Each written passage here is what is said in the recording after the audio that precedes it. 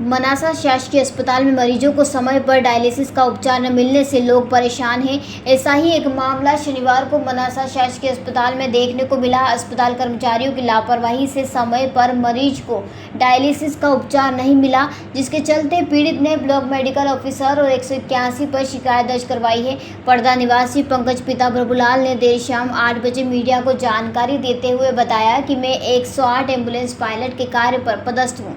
वहीं शनिवार सुबह 7 बजे मेरे पिताजी को डायलिसिस के लिए शासकीय अस्पताल पहुंचाया, जहां पर डायलिसिस इंचार्ज की जगह सफाई कर्मचारी काम कर रहे हैं और जिम्मेदार गायब हैं। ऐसे में लापरवाही के चलते 3 घंटे तक इंतजार के बाद पिताजी की हालत बिगड़ी। ऐसे में जब हम स्वास्थ्य विभाग 108 के कर्मचारी होते हुए भी कर्मचारियों द्वारा ऐसी लापरवाही बरती जा रही है तो आम आदमी के साथ क्या हालत बनती होगी।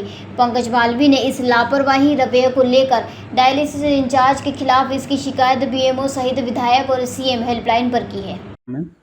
क्या दिक्कत आई है, क्या परेशानी आ रही है? समस्या ये आ रही है कि साल भर से मेरे पिताजी का डायलिसिस हो रहा है मनासा सिविल हॉस्पिटल में, और यहाँ की लापरवाही इतनी है कि यहाँ पर साल भर से मैं परेशान हूँ। यहाँ पर डायलिसिस टेक्नीशियन है प्रहलाद अहिरवार, जो मुझे बार बार प्रताड़ित करता है।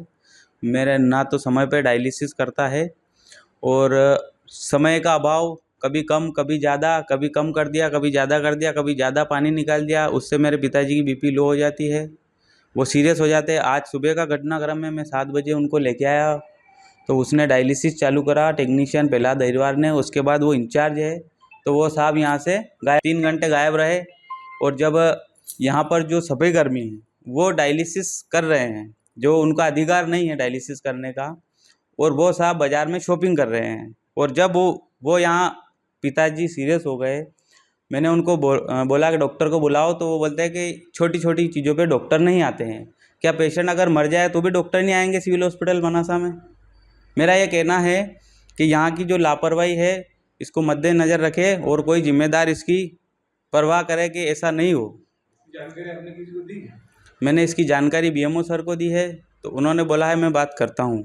आपने इसकी कहीं शिकायत की? मैंने इसकी सीएम हेल्पलाइन भी कर दी है। उन्होंने मुझे आश्वासन दिया है कि इस पर कार्रवाई होगी। मनासा से बद्रीलाल गुर्जर की ये रिपोर्ट। जयराम जी, किशन काका। राम राम भाई, राम राम। क्या दोनों भाई बैठ के क्या हिसाब लगा रहे हो? ऊटी लहसुन के भाव आ गए क्या? अरे नहीं रे दादा, ये अपना रमेश नया मकान बनाने के लिए लोन ले रहा है। हिसाब किया तो पता चला कि लोन का पैसा तो ईंट और रेती में ही पूरा हो जाएगा। और अभी तो सीमेंट लानी है, सलिया लाना है, और तो ठेकेदार को भी पैसे देने हैं। मेरे तो कुछ समझ में ही नहीं आ रहा कि कैसे बनेगा मेरा नया मकान। अरे किशन काका, कहाँ इन रेत सीमेंट और लाल ईंटों के चक्कर में पड़ रहे हो? मेरी बात मानो तो अपने घर को बाबजी एएसी ब्लॉक से बनवाओ।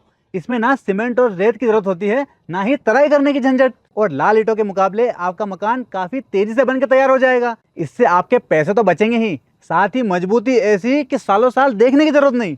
और इससे आप अपना मकान ही नहीं, कुएं और खेत की बाउंड्री वॉल भी बनवा सकते हो, जिससे रोजड़ों की समस्या भी खत्म हो जाएगी। वाह भाई, ये तो कमाल की चीज है। फिर तो मैं अपना घर बाबजी ब्लॉक से ही बनवाऊंगा। और मैं अपने खेत की बाउंड्री वाल।